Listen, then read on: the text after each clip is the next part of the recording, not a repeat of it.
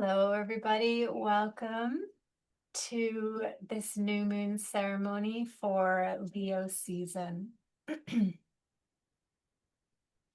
I am so happy to have you all who could join me. And I would like to share my screen to get started here.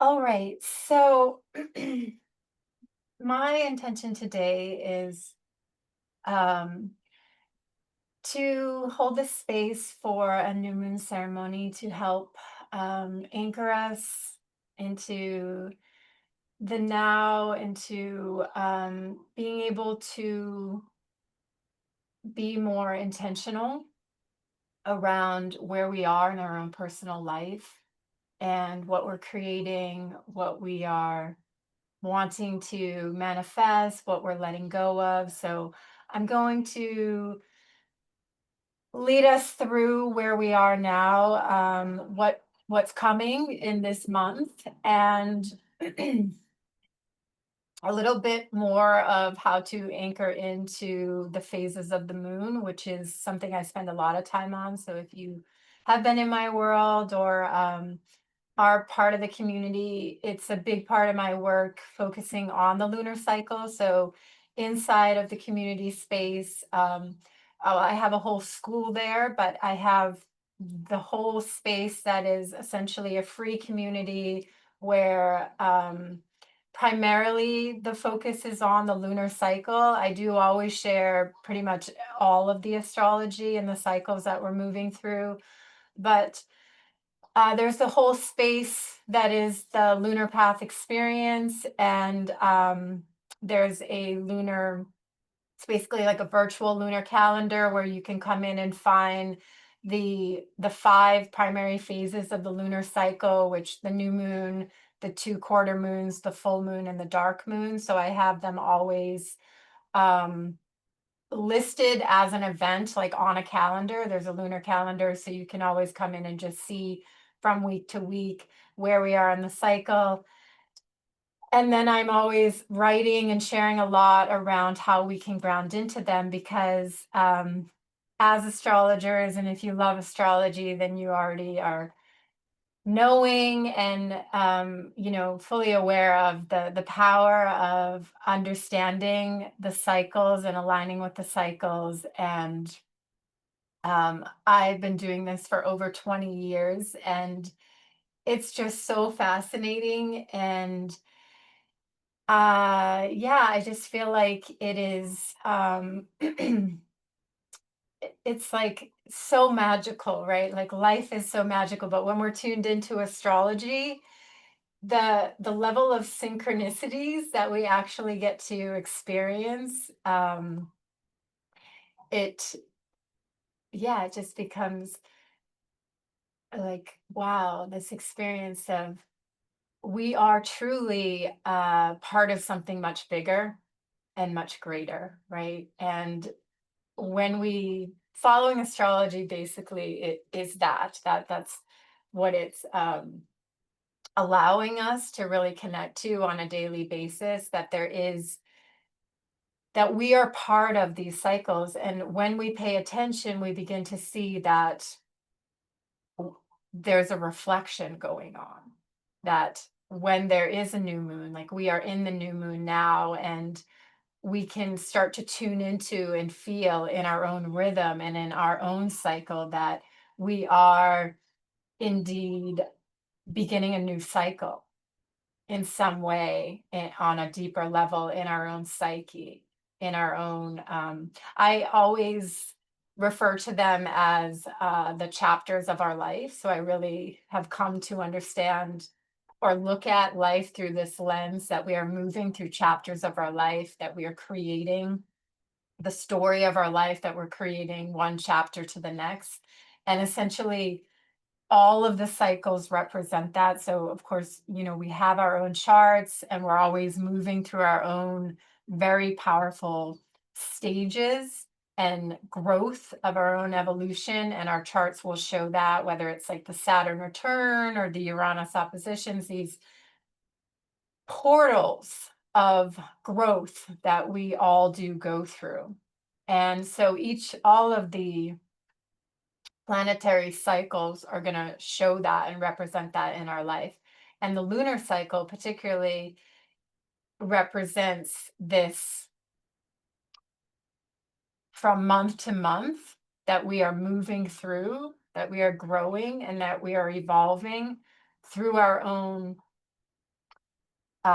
stages of growth. And so as astrologers, that's what we're paying attention to, that's what we're doing, and that's what we're recognizing. We begin to see it so clearly that these themes that we're moving through. So of course we know there's like the collective themes. We're all, as a collective, as a humanity, experiencing certain themes, like the eras, the generations, the epochs of our existence that we can track, the history of humanity and whatnot. And then each month, those particular themes get emphasized in various ways. Like right now we're in a Mercury retrograde, so Mercury retrograde is emphasizing in certain ways. So if we look at this chart here, and this chart is set for August 12th,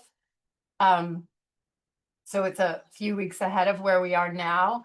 But just to point out what I'm talking about here, we're currently in a Mercury retrograde, and Mercury retrograde, they last for about 3 weeks. It's a total of about 6 weeks on either side, the building up and the moving away from, and it's in Leo.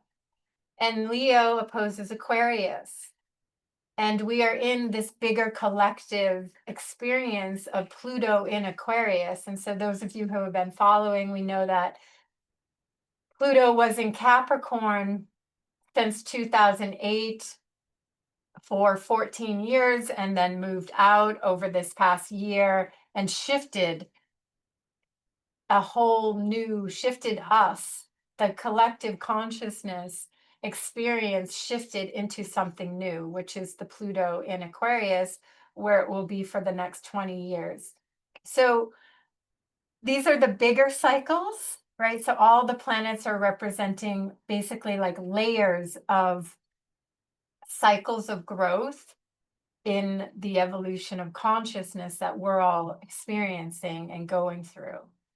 And so each one of the planets, like these layers and layers and layers, they're always in movement, also activating different things, different qualities of growth and character in ourselves. And so I just find it so fascinating too, because we know that we all evolve through our, essentially like our identities and our characters, and we change over time, from when we're children, from teenagers to 20s to 30s to 40s to 50s.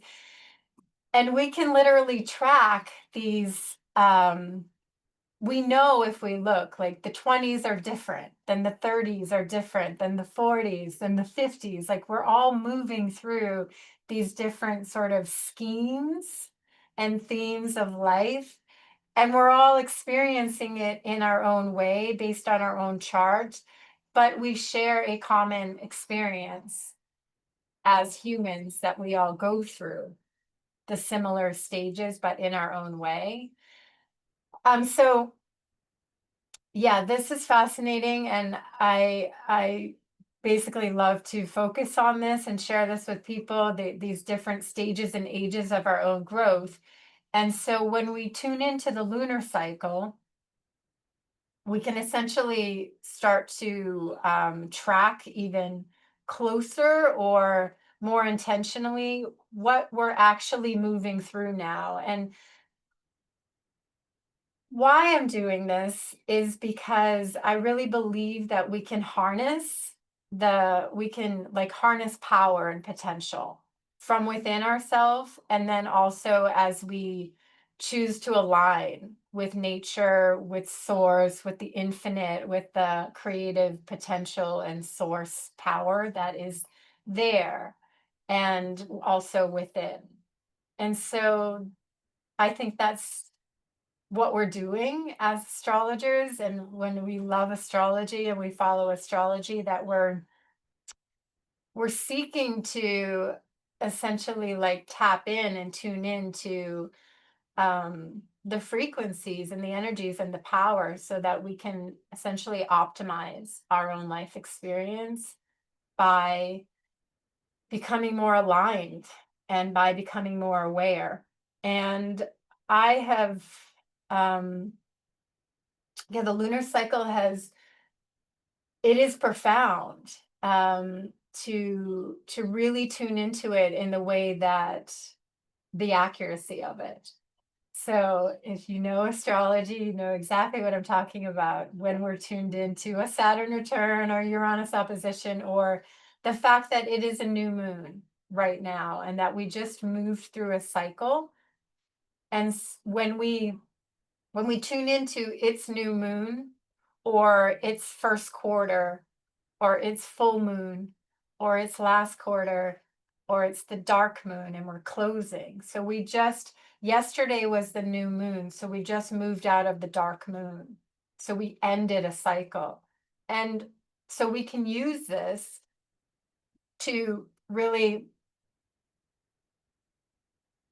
if we understand and if we connect with the fact that it's happening within us, within our own psyche, and we allow ourselves, like the weather, it's a common sort of analogy for understanding astrology, like tuning into the weather. Like if it's raining, we come prepared and we adjust and we um we work with it. So when we pay attention to that, these are actual frequencies of energy, potencies, and they definitely can be considered like portals or gateways that we can sort of enter into as if like an initiation.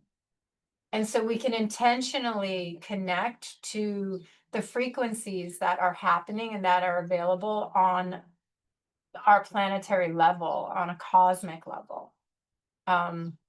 That when the dark moon is happening and we're coming to the completion of an entire cycle, essentially, right? The moon has moved around the earth in a complete cycle. And the way it works is that the new moon comes to the sun. So it's the closest it gets to the sun on the new moon. And then it gradually steps further and further away around the earth till it gets to the full moon, exactly the furthest distance from the sun on the opposite side of the earth. And then it gradually moves back towards. And so there's a momentum that's happening, and there's a magnetism that's happening. So when the sun and moon, or when any of the planets come into like a coordinate together, like an alignment, an energetic is created, right? And that's what we're mapping or tracking as astrologers. And so it's happening, it's real. And when we are aware and when we tune in, we can see that it's affecting us and it becomes something that we can work with in our own self. So, where we have just come into the new moon, so we are currently in this dark period. The moon is dark. It's not yet a crescent. It's about to become a crescent. We're about to see again the light, and that light will wax for 2 weeks and build and build and build. And so symbolically it represents that we can see it, we can see consciousness, we can see light, we can see growth happening. It's building and building until it becomes this full powerful full moon that we all know, we feel it, right? It's this powerful, it's so compelling, it's so energetically full, and it's representing this fullness of an experience.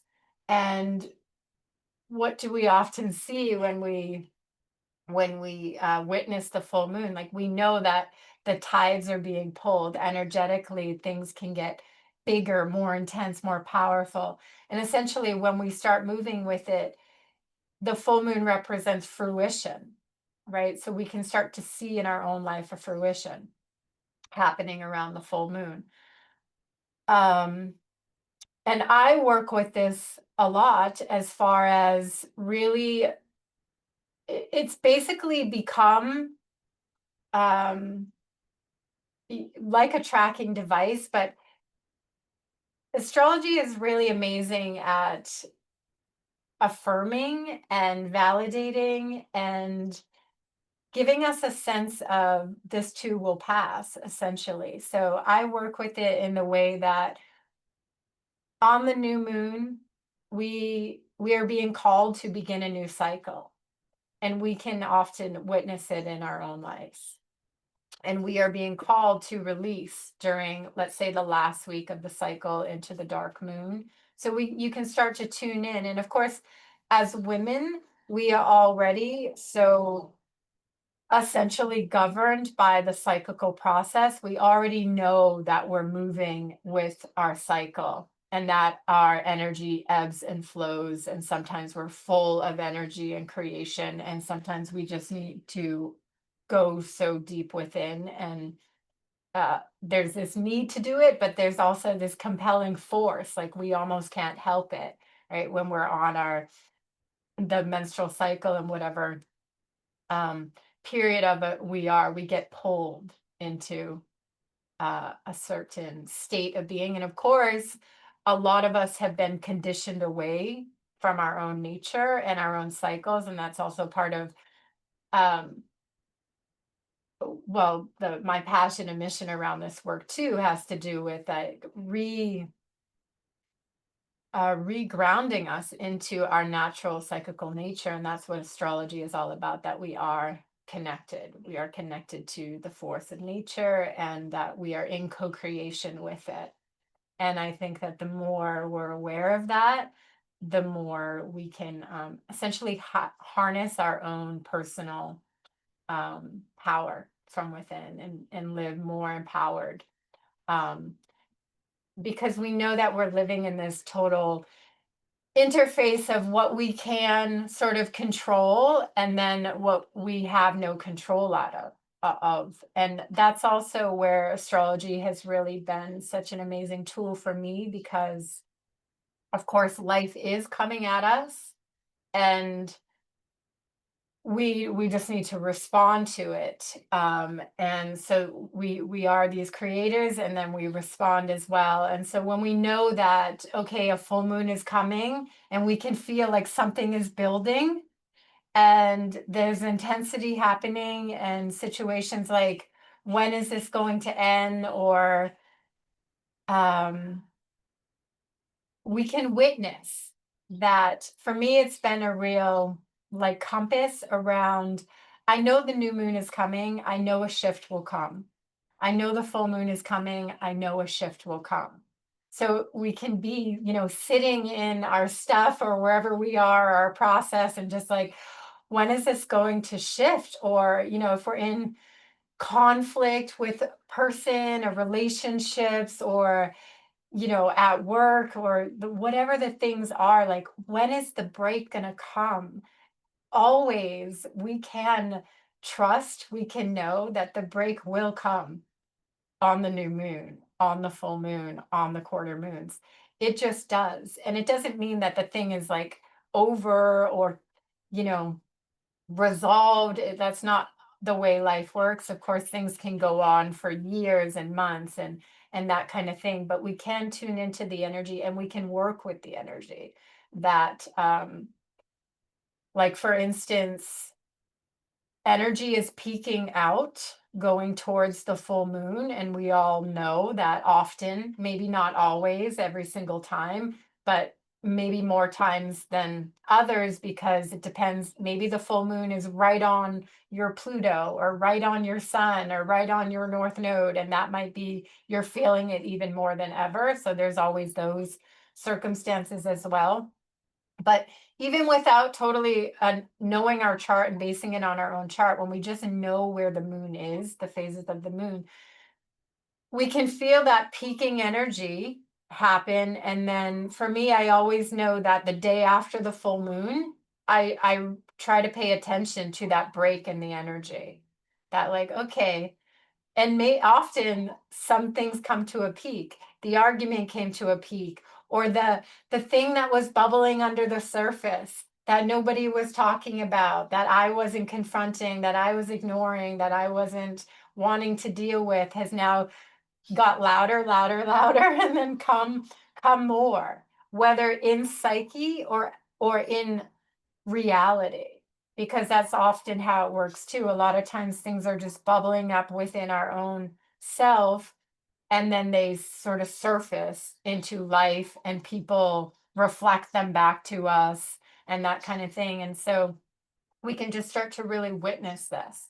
And then that understanding the cycle, that the cycles are literally, the phases are literally representing stages, energetic stages and frequencies of development and evolution. And that's what we're doing as astrologers. We are tracking the development of a growth cycle, essentially, of consciousness, of our own consciousness.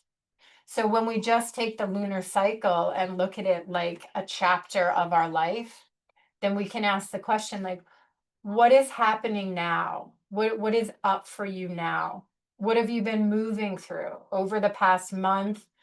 Maybe for a lifetime, right? Because that's part of our situation too. We're all sort of growing through the process of what we're dealing with, who we are, and then this experience of who we're becoming, or what we want to create, what we want to manifest, what we want to pull in, who we want to be. And so we work towards our goals and our, beingness and our becoming.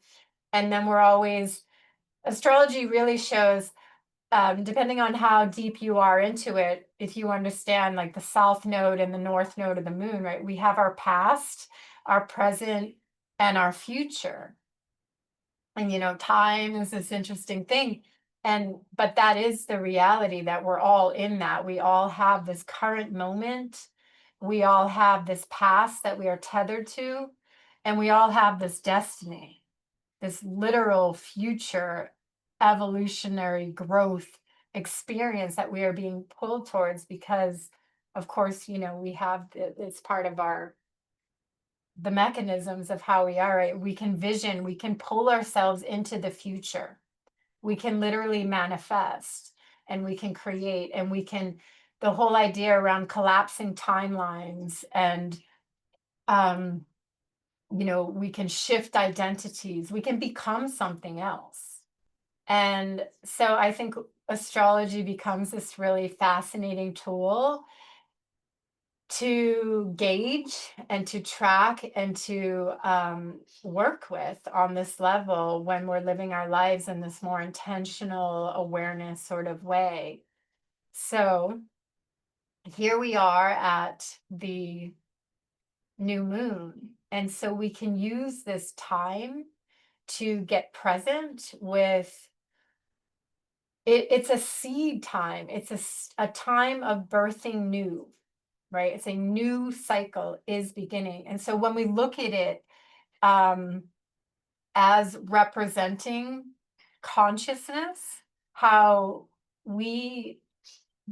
there is what is unconscious, right? And this is like the process that we are living in, right? That we are 95, it is said, right? 95% unconscious. We are operating from this place of 95% subconscious patterns are creating our reality. And that is so fascinating and so incredibly powerful to for me, I think, to think about. And I work with this a lot, the subconscious and our nervous system, and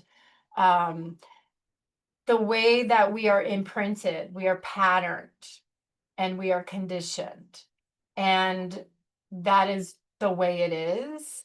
And so we are tethered to the past. We're tethered to the familiar. And then we have this power to create, to evolve, to grow, to move beyond. And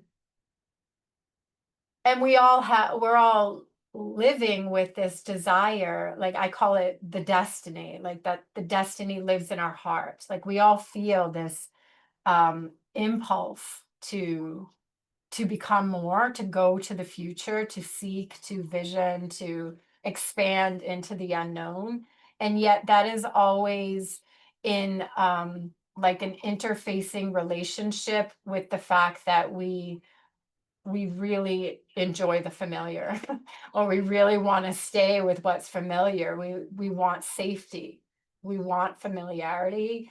And so that's so interesting too, to contemplate that that's what we're experiencing. How, we want the future, we want more for ourselves, we want different lives, and yet here we are.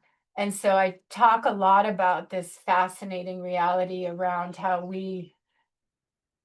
there is the past that we know, and we have our own narratives around what the past is, which is its own interesting thing that we can also work with too.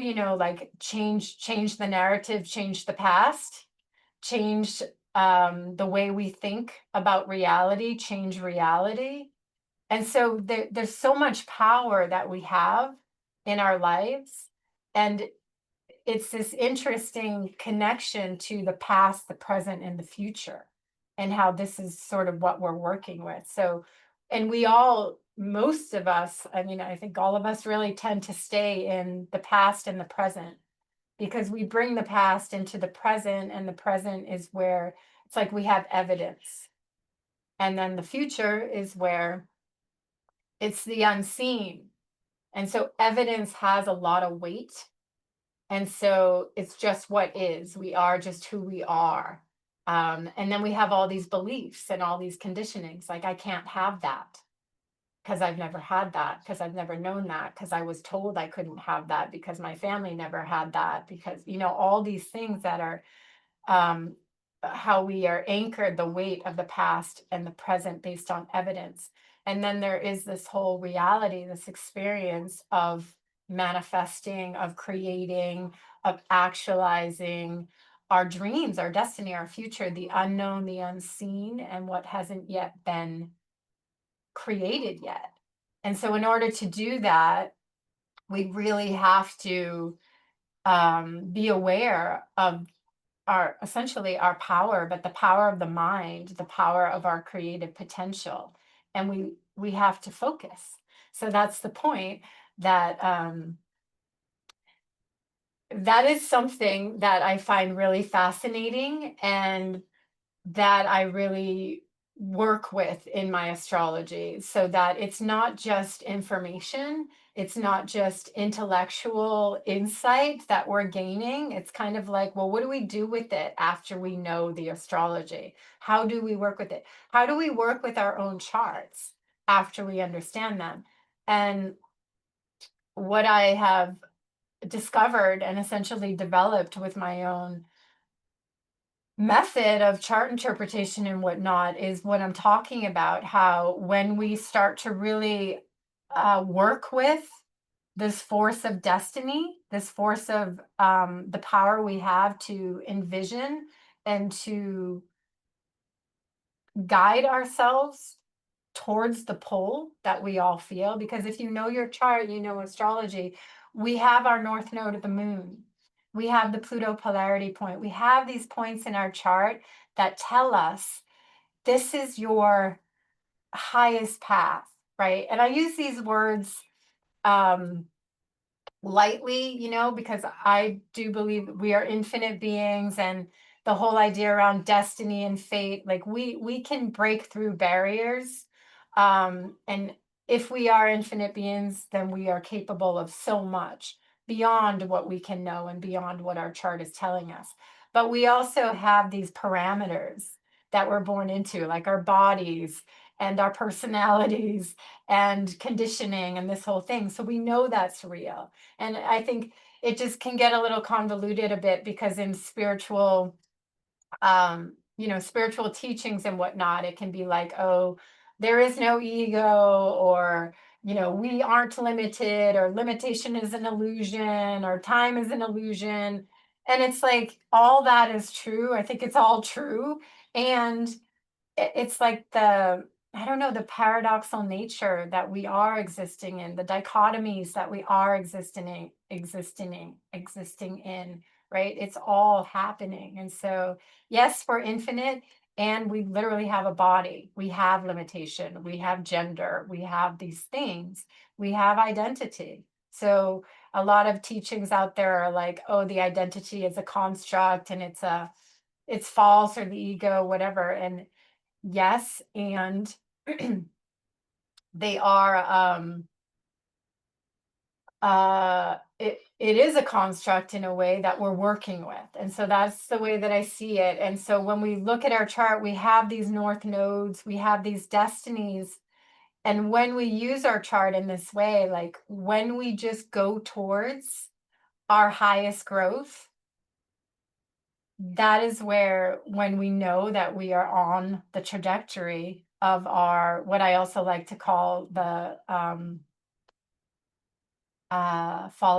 follow our bliss, right? When we're following the bliss, when we're following our heart, when we're doing what we love, when we're um following our passion in life, that is essentially the higher path.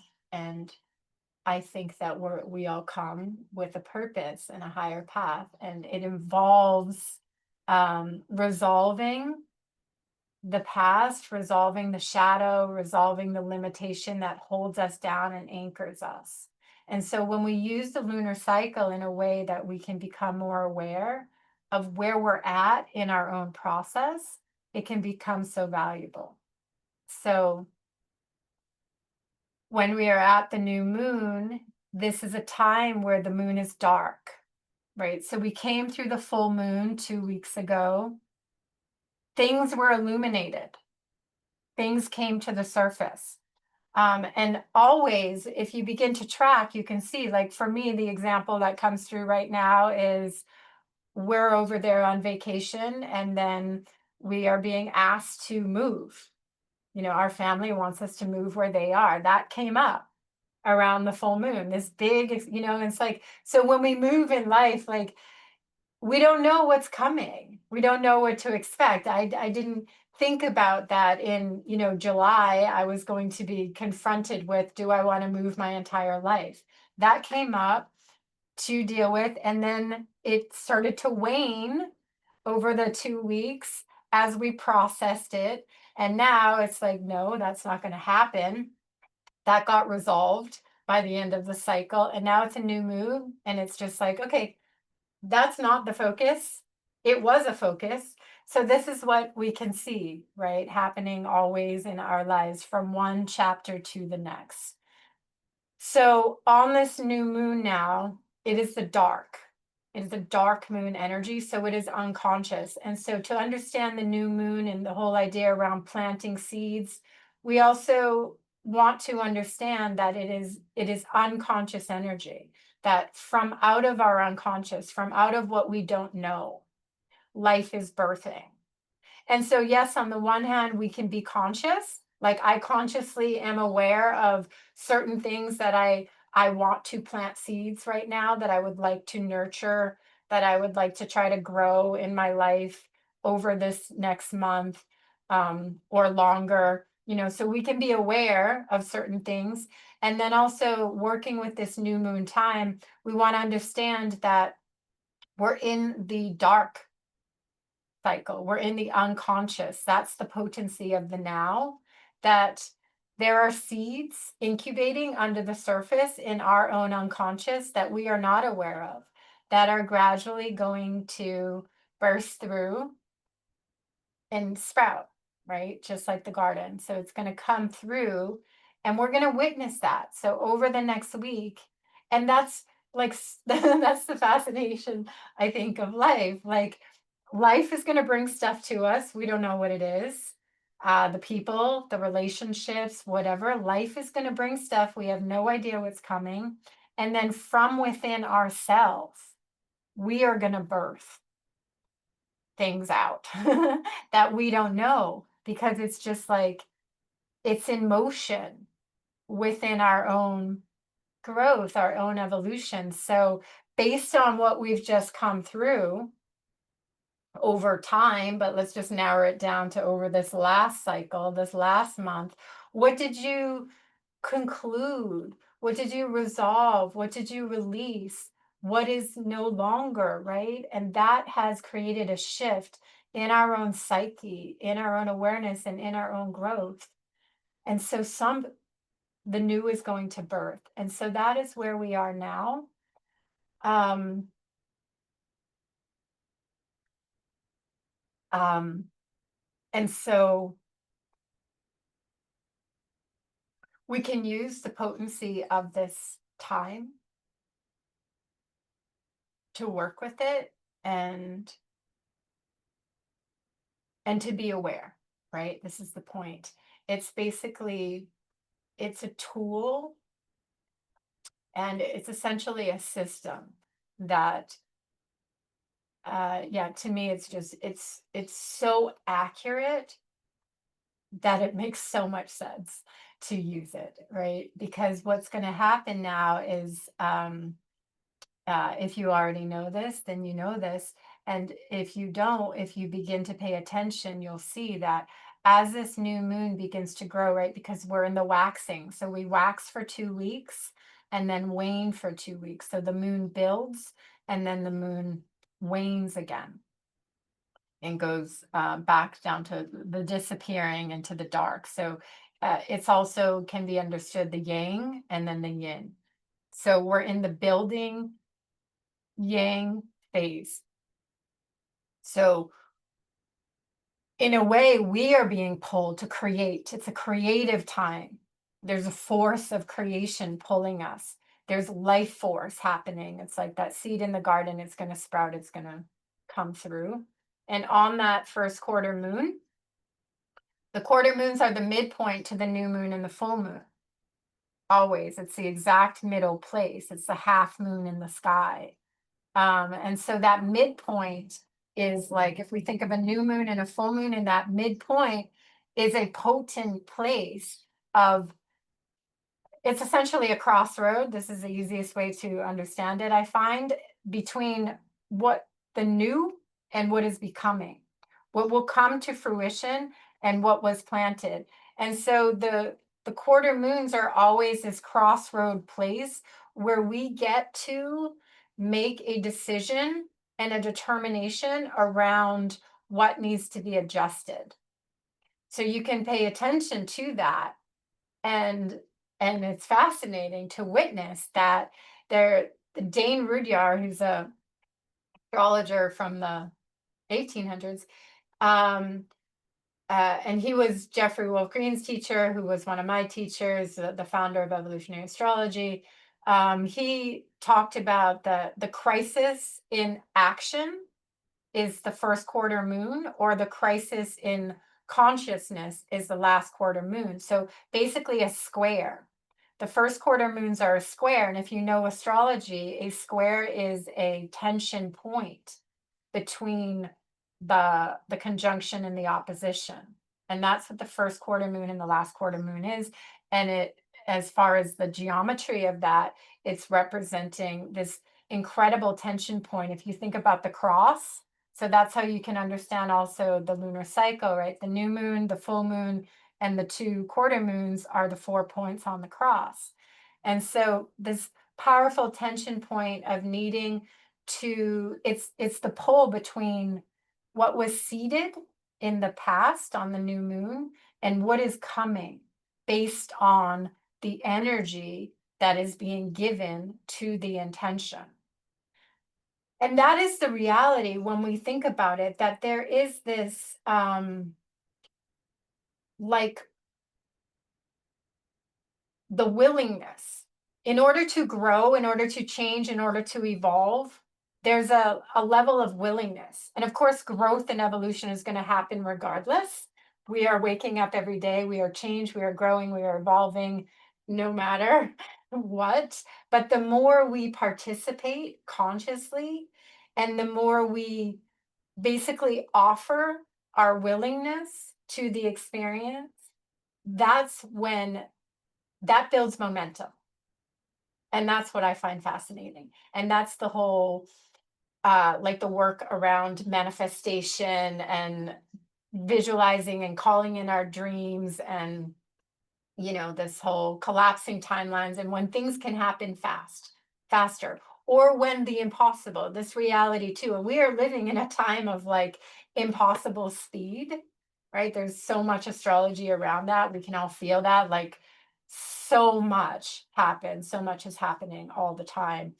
And it's like this that experience, that the more willing we are to participate in the creation of our lives, the more willingness we give to our goals, to our intentions, to our dreams, we build this momentum. And without the willingness, without that, I'm going to get up today and I'm going to be intentional with what I say I'm going to do, or I'm going to confront my fears.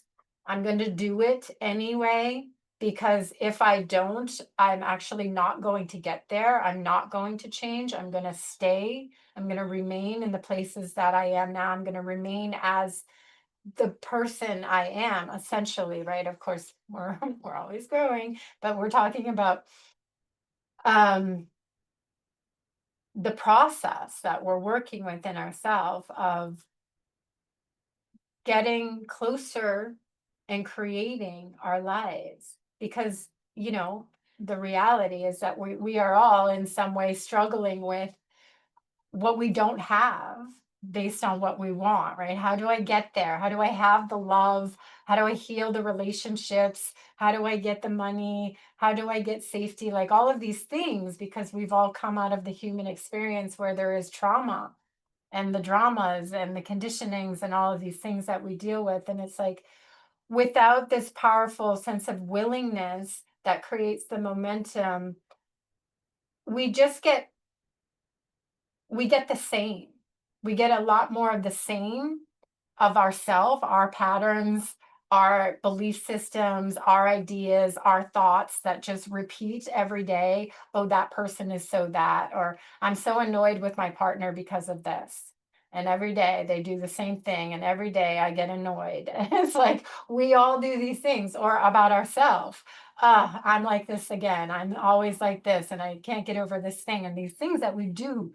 And we we get more of the same, or we also get a mix of random, because other people come at us as this random and the same.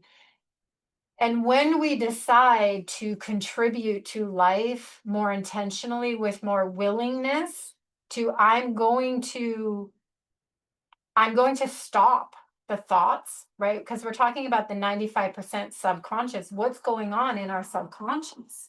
What is conditioning our reality? And if we're not getting what we want in life or fast enough, it is because of the subconscious patterns. It's because of the consciousness that we are uh, within, and that we are radiating out into life, right? So when we have this new moon, the planting is intentions, we come to the quarter moon, which is this crossroad place of how much have we done during this week towards our goal, we could say, towards the intentions that we're wanting.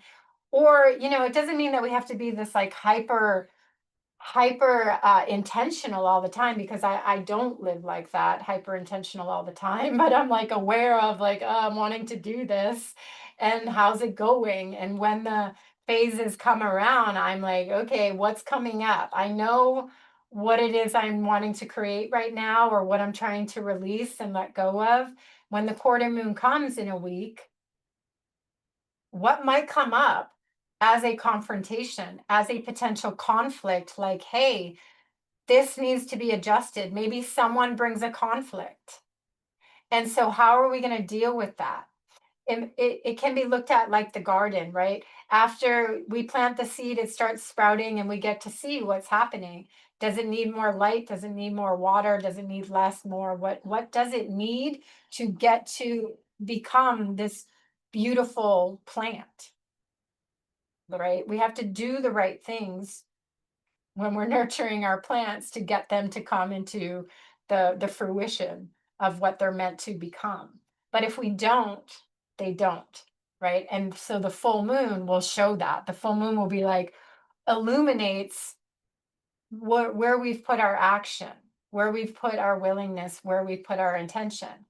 And so it's like, okay, we are who we are, we do what we do, and it's just about observing the experience, but we can use the cycle like this and track it and know sort of what's coming. The full moon will peak something out. We can become aware of it. We can make adjustments. The day after the full moon, there is always a shift in energy. It's broke, right? That peak energy has now broke, and the full moon is going to get, we're now in the waning, we're now in the yin phase from that peak yang phase. So building yang, building yang, building yang for the next 2 weeks. That's building within us. And then that will break. And within a couple days after the full moon, we can start to feel, okay, the energy's starting to go in, not so outward. It's starting to get more reflective. So we can look at it like we're being pulled out by life over these next 2 weeks into creation mode, into experience, because it's also that astrology and the moon cycle particularly really shows us that polarity that we exist within, that there is an outer world and there is an inner world. There is this external contribution and there is this internal experience that's continuously going on. And women particularly are very in tune with this, um, because of our natural cycles, right? Because of the menstrual cycle, because we get so pulled deeply within. And so when that full moon breaks, we start the waning cycle, and so we can work with it in this way that I know the full moon is broke. It doesn't mean that we stop activity, we don't stop our projects and that kind of thing, but we can start to tune in. And if you use astrology in a way with business or like I do, and how I teach also is that you can sort of plan your life in a way around it, um, where particularly the last week of every cycle, I slow down. I try to slow down. I try to schedule less. And of course, we all have very busy lives and that, so it's, we do what we can do. But when we know that the dark moon is coming, meaning that we are being pulled to close a cycle. So we just moved out of this. Yesterday was the new moon. So the days before, we were closing a cycle. And so what that means is I look at it like we all have these experiences. I'm very much a believer and a supporter in recognizing and celebrating and honoring our milestones through each period. Like I look at life that we are moving through chapters of our life. We are creating the chapters of our life, and we are also getting initiated through rites of passage each and every month, because we all have them, right? We all know that. Like people come and we face things, or we face aspects in ourselves that we've wanting to let go of, or things happen in life. We get initiated through experiences, and we literally grow and we evolve. And so we are never the same month after month. And we also have, all of us, accomplished so much. It's like life is not easy. And it's like, I think that uh, uh, yeah, it's a really valuable practice that has helped me to, live through life and also be able to cultivate a lot more appreciation and gratitude and acknowledgement for myself and people around me, that when we recognize that we are going through these rites of passages, we are getting initiated to the next stage of our life. And so I use that full moon time and that dark moon time to acknowledge that we've just gone through a lot of experience. Whatever you've just experienced over the past month or two, it's been a lot. right? You handled it, you faced it, you dealt with it, you confronted it. And in that, we have received wisdom. And that is just the truth. That, like the zodiac shows us, like the evolutionary process of growth shows us, that we go through stages and we receive wisdom from them. So the last week of the lunar cycle and the dark moon days, particularly the 3 days before the new moon, it's a time to cultivate the wisdom of the whole month of experience that you've had. And so when we can stop and ground into that and tune into that, like, what did I gain? What did I take myself through? What is the next level? Because that's also how I look at it, that like the spiral dance of evolution and growth, that through each cycle, we arrive to the next tier. A video game is another way to look at it, but next level, okay, next level, like legitimately, I believe that is what we're doing, right? From the 20s to the 30s to the 40s, like we are wiser, we are more experienced. And each month is the same thing, like, okay, next level, okay, whatever we dealt with. And of course, we know that some months are more significant than others, where we literally went through an identity change. Maybe our entire life changed. Maybe we are not the same, right? These things happen.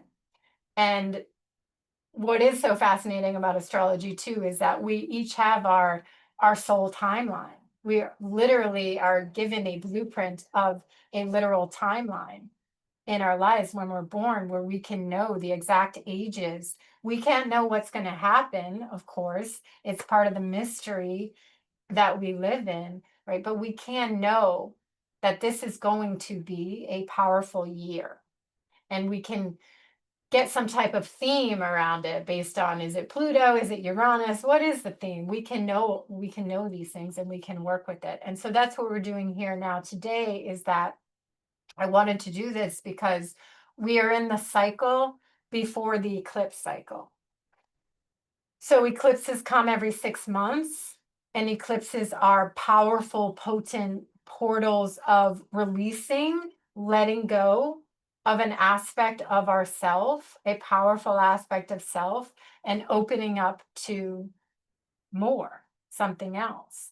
So it can be, it's like grander releases, grander openings. And again, if the eclipse falls right on something really powerful in your chart, then it will mark a time that it is more profound, like a total life change situation. And so again, it's always more or less, but everyone definitely feels like eclipses. There's a potency because the new moons and full moons are in this particular alignment, making it an eclipse, that it's even more potent. It's a more powerful new beginning. It's a more powerful fruition. And so we can see that manifest in our own lives. And so what's happening now is that next month, when we come into the eclipse season, where we are now is we're in the end right before the beginning. So of that 6 months, every 6 months, we're in the last month before the next eclipse. So as cycles go, it's like we're in the dark moon. We're in the end, the very last part of the cycle before the beginning. So essentially, we're in the wisdom cycle. We're in the elder. We're in where all life experience is accumulated into wisdom, where we get to integrate it into ourselves. So this is how we can work with this particular cycle right now. That let me just, when the eclipses happened on, let me just give you that exact date. So in March, we had the full moon and the new moon eclipse in March of 2025. So 6 months ago from September.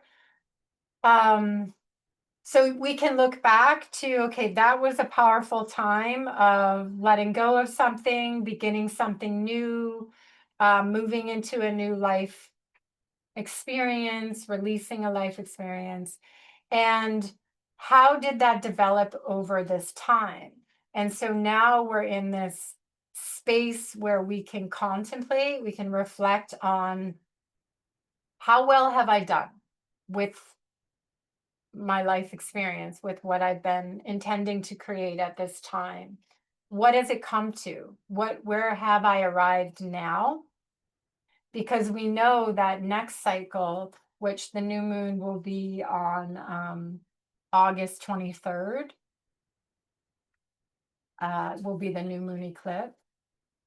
So when that comes, no, I'm sorry, August 23rd is not a new moon eclipse. That begins the next new cycle, and then the full moon and the new moon after that are the eclipse. But where we are now, we are in the last lunar cycle before the eclipse cycle. So what we're creating, what we're building now, we can be more intentional, knowing that there is a more powerful, potent cycle coming. And so if you have the Virgo Pisces strong in your chart, then that's where the eclipses are happening for the next cycle in September. So wherever that's happening in your chart, you can look into where in your chart, what houses that's happening to gain more information about that.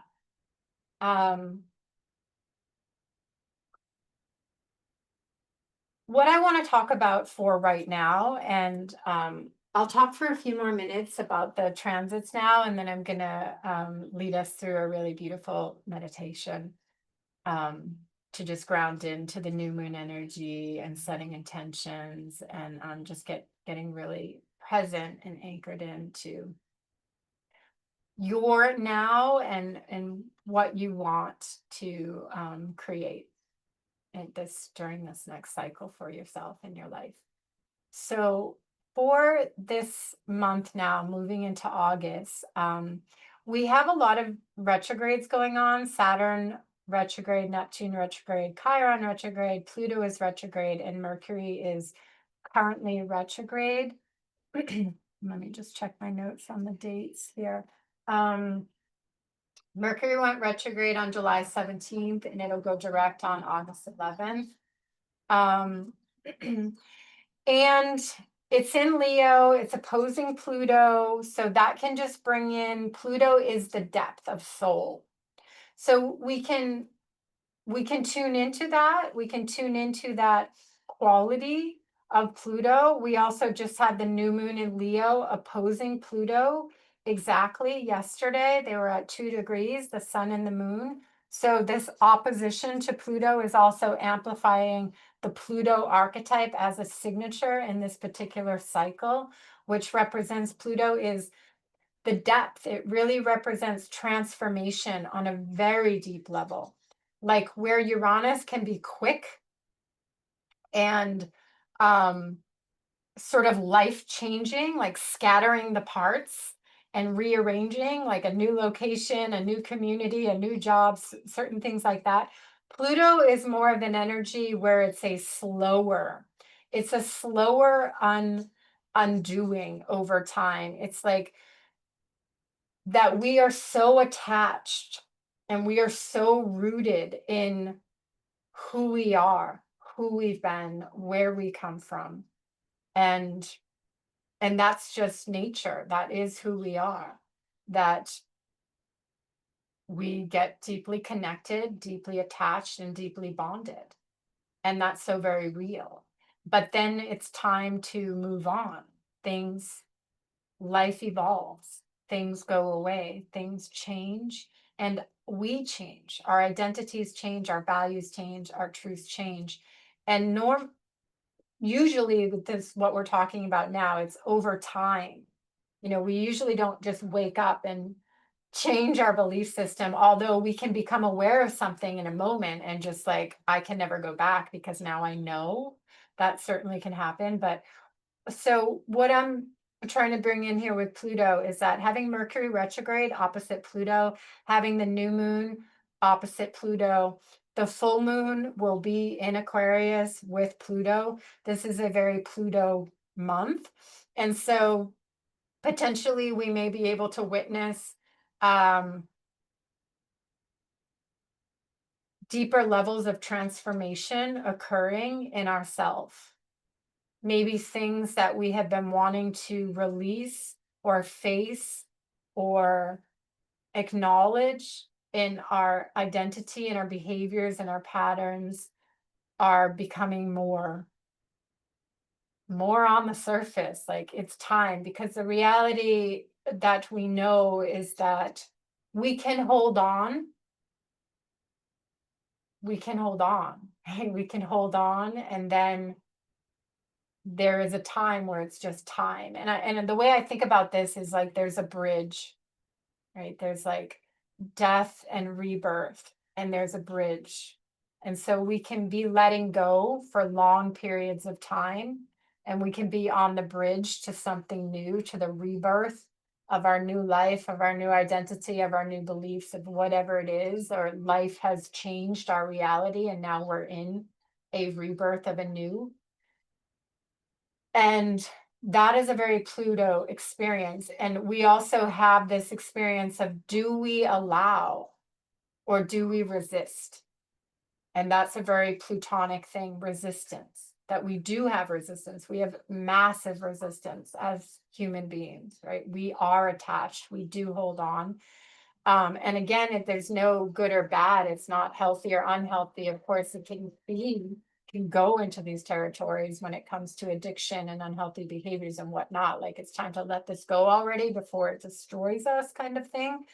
But it's all natural too. And especially like when we're talking about grief, that type of holding on is an example of what is natural, right? There is a period where we hold on because it happened, and we're not ready to let go. We need to process. We need to process through, we need to integrate. So this could be something that you start to recognize into yourself, a deeper level, a deeper something being revealed, and essentially it's representing that it is time. It's time to deal with it on the next level of loosening the grip of attachment, letting go, getting closer to the releasing or releasing. So that's a powerful aspect of this particular cycle. The other very powerful aspect is this Jupiter with Venus. And this is really beautiful. And so I wanted to bring this all for us because it's just about a week, but it's essentially longer. There's like the building of a cycle, the cycle's coming, the cycle's going, but this is for August 12th. So let's just say a week before August 12th and a week after August 12th. And what happens is Venus comes to Jupiter and Venus goes away from Jupiter. And so, like I was saying about the new moon, like the moon comes to the sun. And the way I see it, I always see it's like a living consciousness kind of thing for me. And like the planets come into council together, and they come and they sit at the table, and there's messages exchanged. And that's like sort of what's happening. And so on a new moon, the moon comes to the sun, they have a meetup, they have a connection, and then the moon goes away, and it carries that connection. It carries that seed. So the Leo, Pluto, Mercury retrograde seed is what this new moon cycle is about. And we're all going to work with it over the next cycle as it moves through this process, this developmental process. And so Venus, likewise, once a year comes to Jupiter. And so why this is it's a all these like simple words are coming, like it's nice and it's good and it's like, but that is what it is. It's like if Venus comes to Pluto, it's like depth. It's like that's a couple weeks of our life where we might confront like deeper issues in ourselves, and relationships can get like the underworld comes up and that kind of thing. And so Venus once a year is going to make contact with each and every planet, and it's going to bring up a theme, an archetype, a signature, an energetic that influences us, right? As astrologers, we know that we can feel the vibes and the energies, the shifting of the weather, the energetic weather. And it's happening. And yeah, it's happening in the world. And if you follow astrology, then we can connect it to the political things that are happening, and it's always so fascinating. And of course, if you work with your own chart, we can always connect it to what's going on in our own chart, what gets triggered or activated or highlighted in our own psyche. And so once a year, Venus is going to make connection with each one of the planets. It's going to gradually move through the sky and the territory where each planet is, and it's going to gradually move through your own chart. So if this was your own chart, then Jupiter and Venus are currently sitting in the house of Cancer for you. And so it's what's called an auspicious time. Like Jupiter it's all about abundance and expansion and opportunities. So there's goodness in that. It's like the lucky planet, gifts and opportunities, good things can happen. But also it's expansion, things get bigger. So it's going to amplify whatever is. So, it depends. It's circumstance as well. But Venus represents love and connection. So when Venus meets Pluto, for instance, it can be like it can be positive as well, like deep transformational relationship connection with someone else or with yourself. So Venus coming to Jupiter, it can be a bigger, expansive experience, one around money. It's going to be interesting to see on a world level what we see come through financially. Things are going to come that we'll be able to witness. So, what in our own life? Potentially. And if you want to work with the energy, this could be a week. One, it could be a week to pay attention to maybe not getting too extravagant with your own finances, knowing that there's this activation going on around expansiveness of Venus, like more materialism, more. And materialism, it can be a negative, but I just mean like indulgence. It can be an indulgent time. Like that's the week that you end up going out for an amazing dinner, or maybe you create that, right? So that's another way to work with astrology that is fun, that we can literally work with the energy in this way. Like I'm going to create the most indulgent dinner and get some goodies in the house and really play into this like expansive Venus Jupiter energy. Also being in Cancer, what can get Jupiter is in Cancer for a whole year. It just came in last month. So we already know that Cancer, emotions, feelings, our needs, the feminine is coming up really strong. So when a planet comes around and hits Jupiter, it's going to activate that even more, like this time where we might get more attuned with what we really want. Cancer is our needs. I need this. I want this. I feel this. Bonding and connection on this level, Cancer really highlights. And this is what Jupiter is doing throughout this whole month. It's throughout this whole year. It's bringing our consciousness into a state where it's like the lesson. If we consider that the planets move us through the different stages of the 12 archetypes, then at this particular time that Jupiter for 1 year stays in Cancer, we're now in the stage where we're getting lessons around how we relate to the emotional body. It's essentially a year schooling around emotional intelligence and how well we are each in that. Next year, when it goes into Leo, it's going to be about expression, self-expression.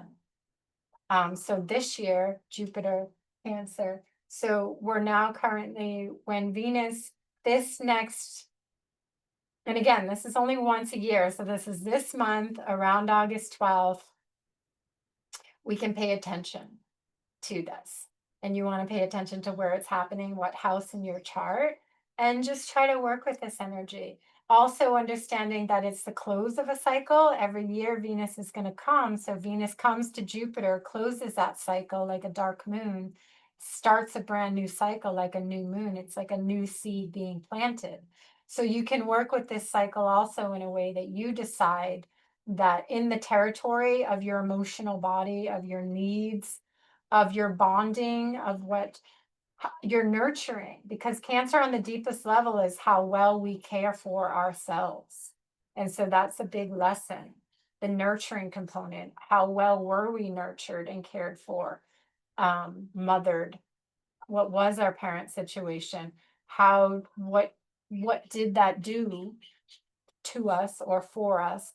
And how well are we, evolving through that experience? So this Venus Jupiter can also bring up that, like, it's like a new start, it's a new beginning. We can make declarations, we can make intentions around our own quality of nurturing and self-care around that time, and really plant those seeds of like readiness. I'm ready to move to the next level of my own well-being on this level.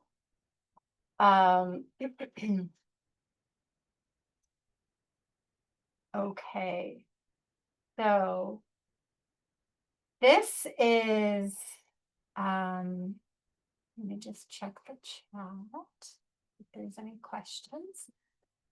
So this is the major activations of the month. The other thing I'll just mention is that we do have quite a bit of retrogrades, and as the months go, the retrogrades, we will have more retrograde coming in, and that just represents that there is a slowing down. There is a more internalizing experience that we can start to tune into. And so there's always these times throughout the year that no planets are retrograde, usually only for a couple weeks to a couple months. And that can feel like a very, like, the momentum is really powerful out. There's a lot going on externally.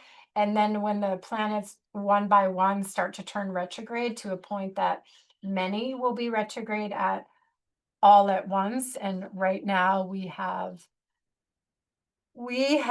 four. We have Saturn, Neptune, and Pluto, and then we have the Mercury. So just we can tune into that on the level that the inner work, we're getting pulled in to go into these more reflective places. And then when the shift comes, like in October, Pluto will shift into direct, and then all that inner work that we've done while Pluto was retrograde for 5 months, it's like we will have been complete. This is another way that I use the cycles, where it's like, "Ooh, we did that.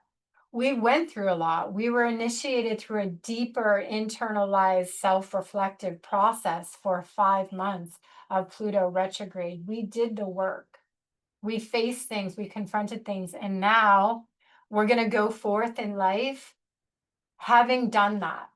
It's almost like we can look at it like we are more equipped. And so that's also a way that I use astrology and look at the changing of cycles representing this. A cycle is complete, so what? So therefore, we are on the next level, we are on the next stage, we are more equipped, we are more knowing, we are more aware. And just one last thing about this is that when we use the lunar cycle, when we are in the last week of the cycle and it's the closing, and so what that means and how we work with it is that when it's closing, we are being given the opportunity to actually release and let go. And we get to choose. Are we going to or are we not? The simplest example is like our habits, our vices. If we want, coffee, whatever it is, do you want to let it go or not? That kind of thing. And it's like we get the choice of like, I'm going to let this go or I'm going to bring it into the next cycle. And it just is. So that's the one way that's one of the ways we can work with it. We get to decide. And then the other way is also that reflection on a lot of times we don't stop and reflect. We just keep going, going, going, right? We don't stop and honor rites of passages. We don't honor the initiations. We don't honor transitions. We don't honor grief processes. Like our society is like this. So it's very unhealthy in this way. And that is also why I'm just so passionate about astrology and why I do this work, because it is a tool to help us to get back to our nature and to honor and recognize that we, in fact, are evolving through time and space and going through our own rites of passages and growth processes. And we deserve to recognize that, because in the recognition is where we harness essentially our power, where we harness the wisdom that is our right to have. And that's I guess that is the what's sad about that we're not recognizing, you know, um, the shifting of our stages when we don't honor initiations, when we don't recognize, right? Like children need to be honored for the stages. We need to honor that they're in going through their teenage years and it never actually changes, right? And if we don't honor them, then it's like they don't get to pause. It's that pause when we take the pause and we say, I just went through something and I'm going to take the time to integrate, to let it integrate into my being. I'm going to actually metabolize as much as I can from this experience. I'm not just going to move on and act like it never happened. And we all know life does that to us. People do that to us. Women have babies, they got to go back to work, these kind of things. It's like we're missing out on harnessing the ingredients, the nutrients that we need to live lives where we're thriving in our power and in our potential. So is that is my rant. So now I am going to lead us through this new moon meditation ceremony. And it's probably only going to take 10 minutes or so. And I work a lot with the nervous system and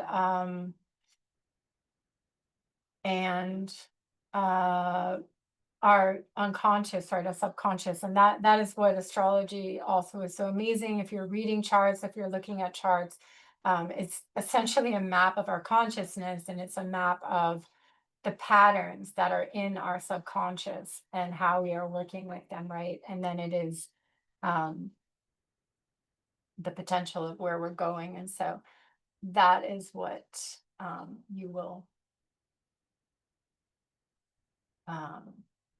receive here in this meditation. Okay, so let's all take a moment just to land here.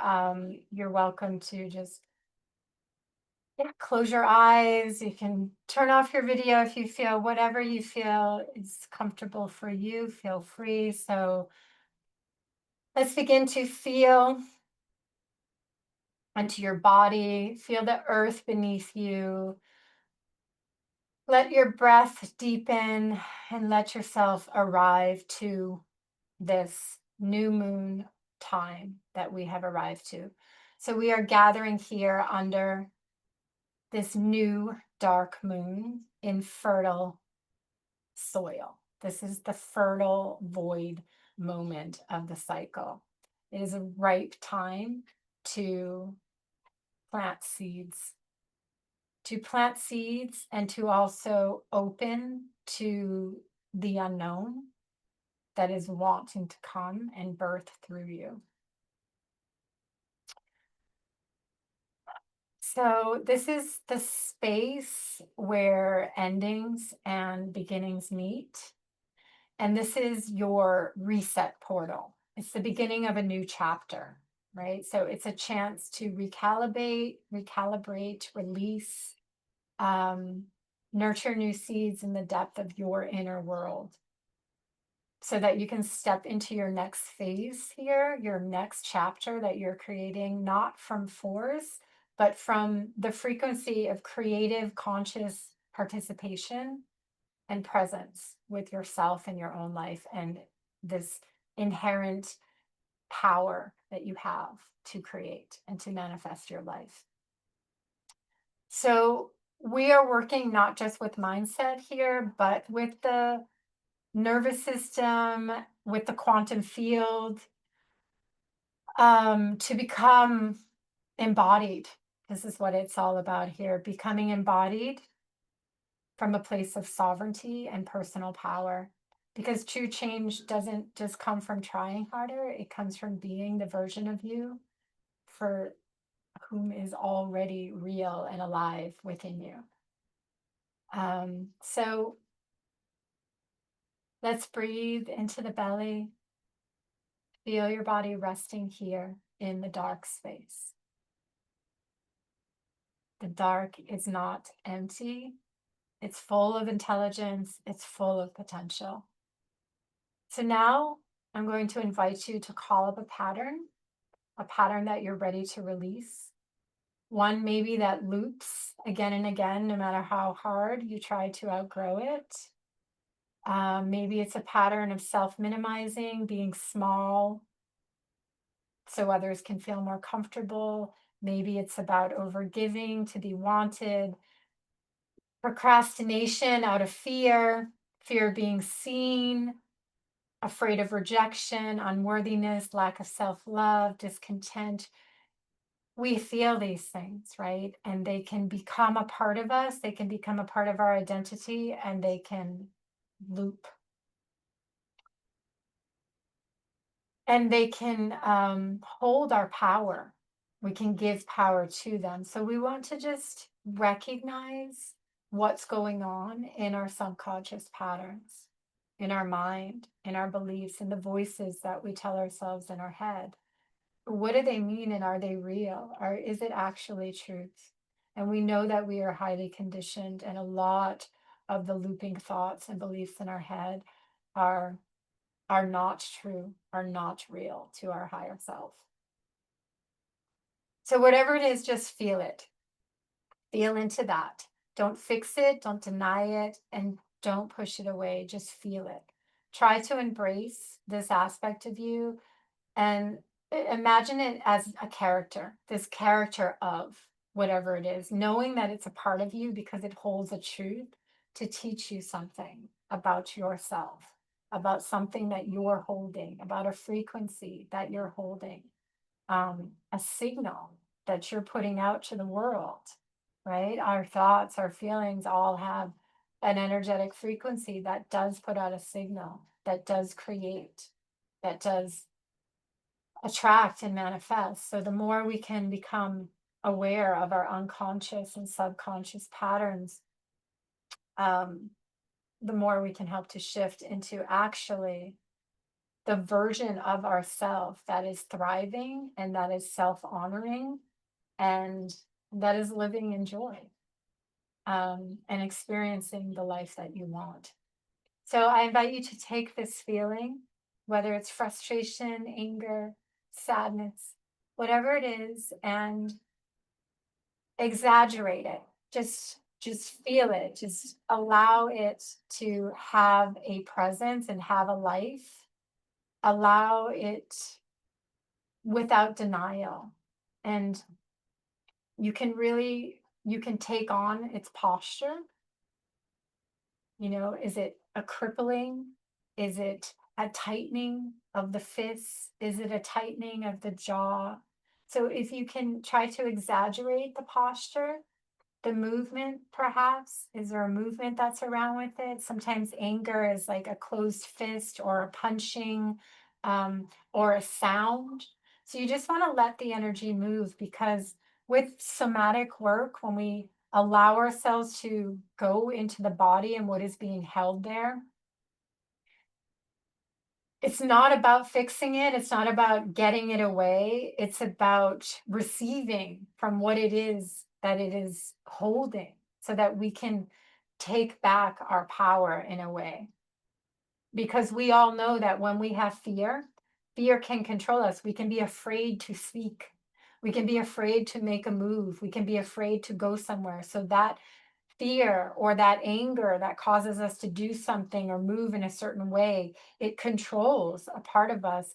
And so when we can actually meet with it consciously, in our own intentionally, we can, in the honoring of it, we can liberate ourselves. We can also use that. Like, it's, again, we can live with immense sadness. We can live with deep anger and rage when we are not suppressing it, when we're not repressing it. So the going into it and owning it and accepting it, we can use it in a way that we use that. Like, anger can be transmuted into passion. My anger makes me passionate about doing positive things. My sadness, I can recognize in my own sadness a heaviness, a posture that makes me smaller. And I can honor that, and I can honor that character, whether it's the wounded child or whoever that character is. We can honor that character.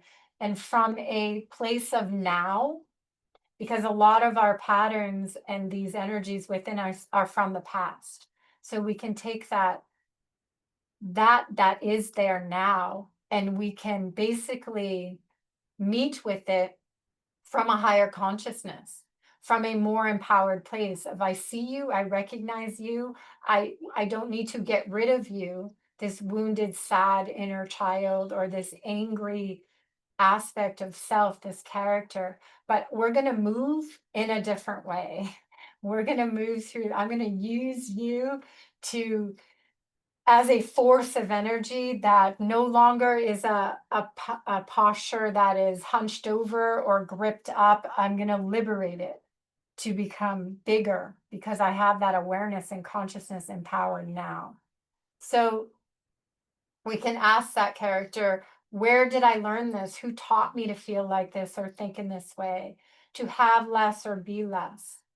You know, a lot of times there is intelligence within these energies and these characters that can inform us.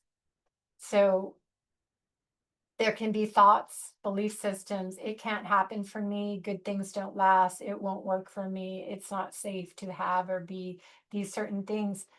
We can believe these things even though logically we don't, but they still operate from within. So when we meet with them, we can help to liberate and free up, and then also to reinstall more positive, the truth of who you are. No, you can have what you want. You can have exactly what you want.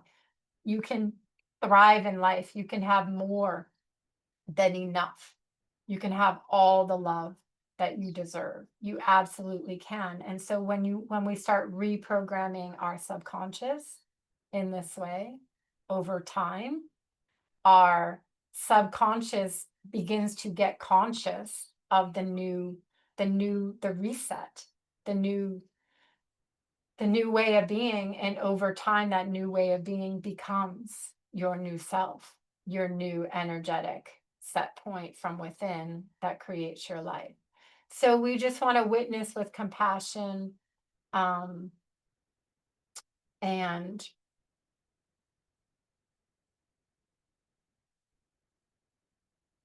so let's breathe deeply into this place that we are recognizing what is there, what is within.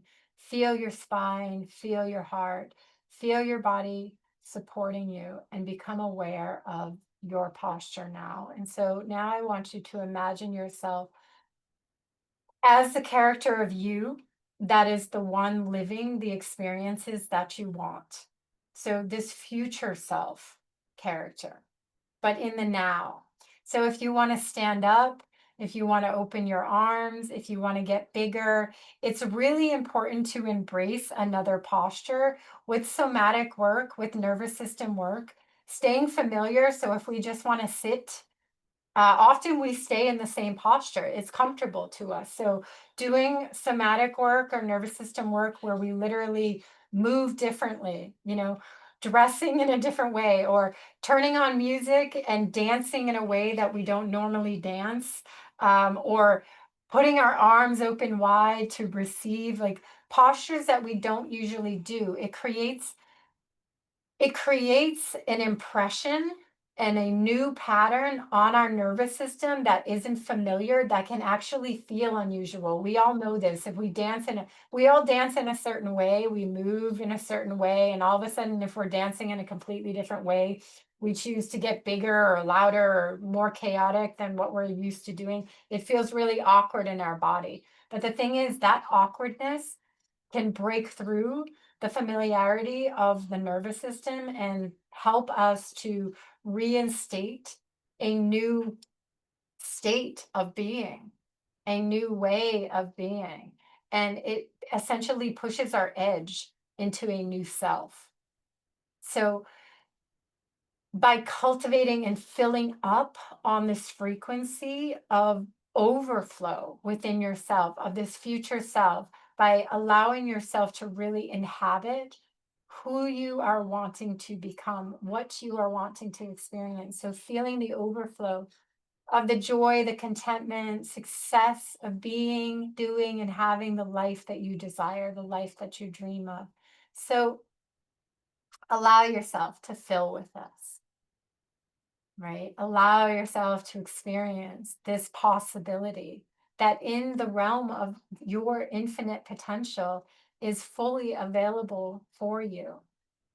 So there in the quantum field of existence, there is the past, there is the present, and there is the future self that exists.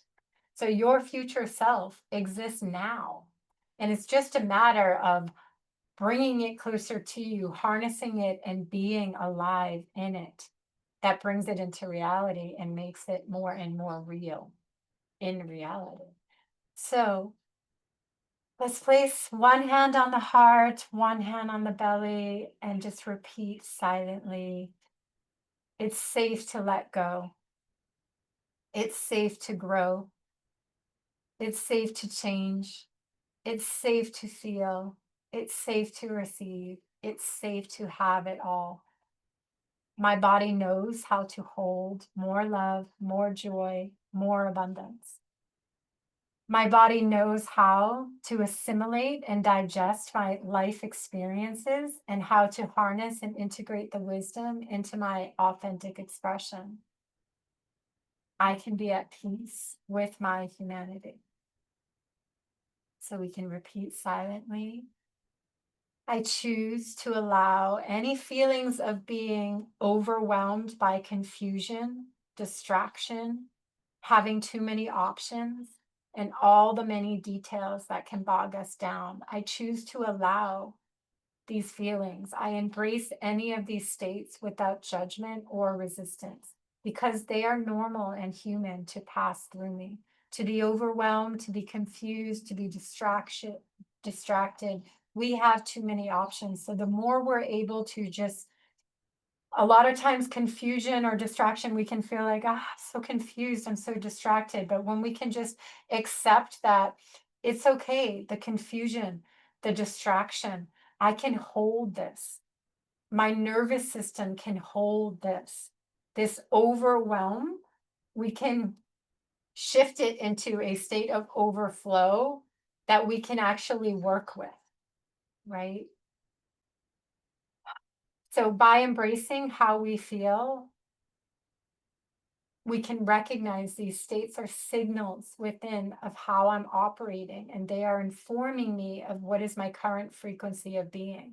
So when we just allow the confusion, the distraction without getting stressed or an anxiety over it, just paying attention to, yes, this is my current state that I am holding, that I am activating within.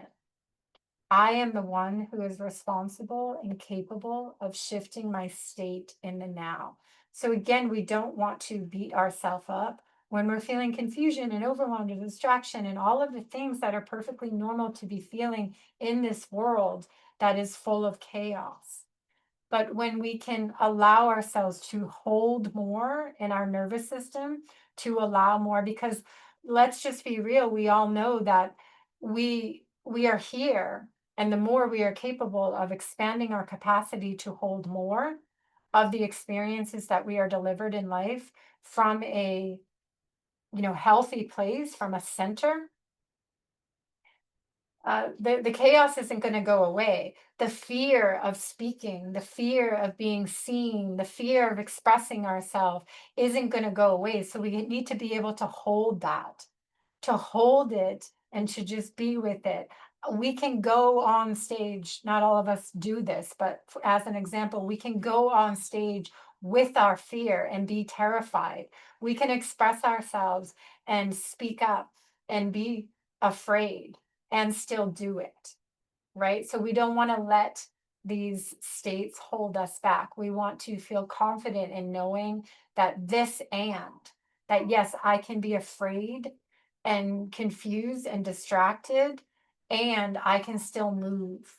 I can still have the willingness to take action and go forward in my life because my capacity to hold overwhelm and overflow is expanding all the time as long as I have the willingness to do that. And when I talk about the overflow, it's about the fact that when we want more in life, more success, more love, more money, a lot of us can't hold it because we're used to contracting and restricting ourselves from the very things that we want because they are intense, right?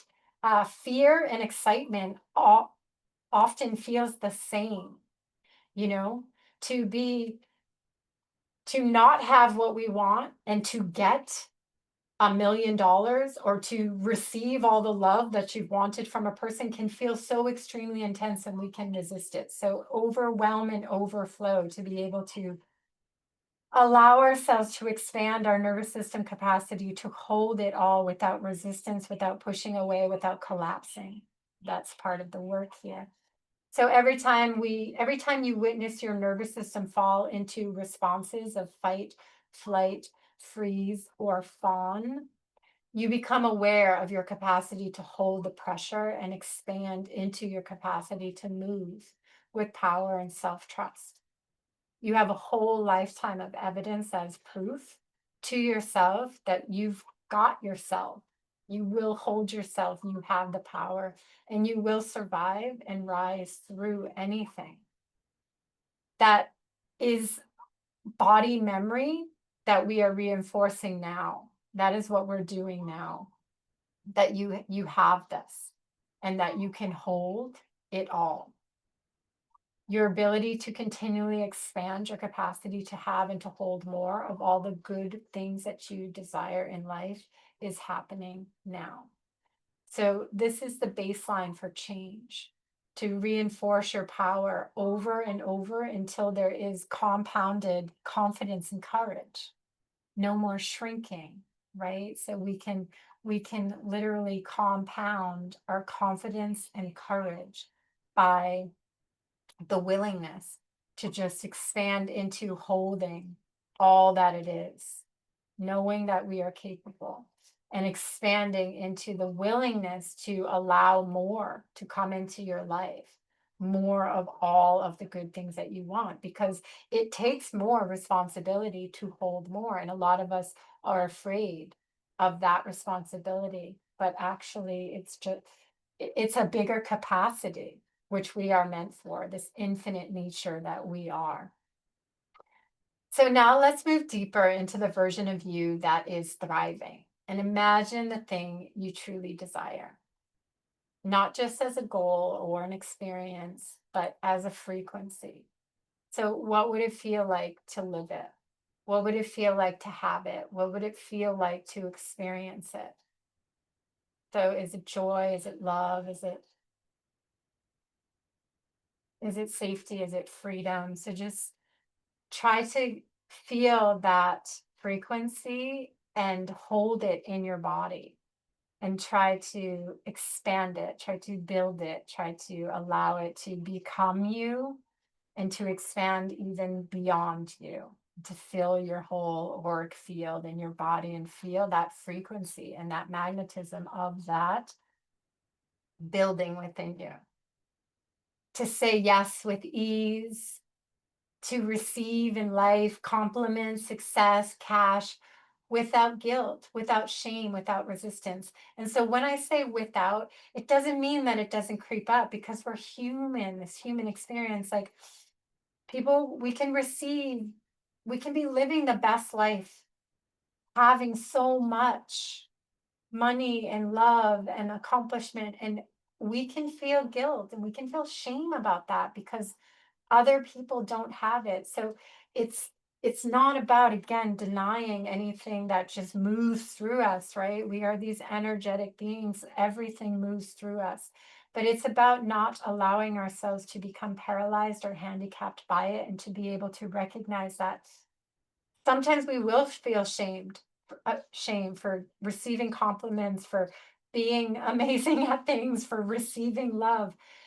It's okay. Just feel it, recognize it, and expand. Allow it to expand and expand yourself beyond it, right? Into more because we deserve. We deserve more. And I firmly believe the more we have of love, the more we are able to give to the world, to the planet. So we don't take from anybody by having more, right? Some do, but that's different, right? We're talking about when we are grounded in our hearts and we are open to the abundance to receive, have more, and be more of your nature, your infinite nature. To hold the vision, whatever it is that you truly want and have in your life. And we can notice if there's any part of your body that feels tense or resist with a story or discomfort. Maybe the shoulders are up or the jaw is tight. And so, though that, if any of that is occurring for you, that tension is your edge. That is the resistance, and that is what can be worked through. Like, lower the shoulders, right? Move the shoulders. Again, posture is so powerful. Become bigger, become more fluid, loosen up, release the jaw, and stay with the visualization of just receiving it. And the more we can receive in a state of release, in a state of comfort, in a state of pure receptivity without resistance.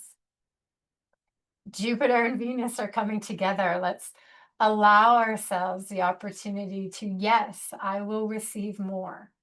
I'm ready to receive what it is that I'm wanting in life. I'm ready to become a match to it, to align to it, to allow it into my life. I can hold this. And I'm ready to hold more. So let your body know.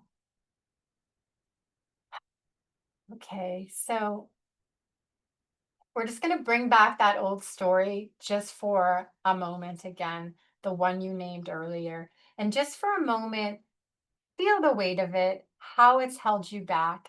And now I just want us to imagine placing it in a bowl at your feet.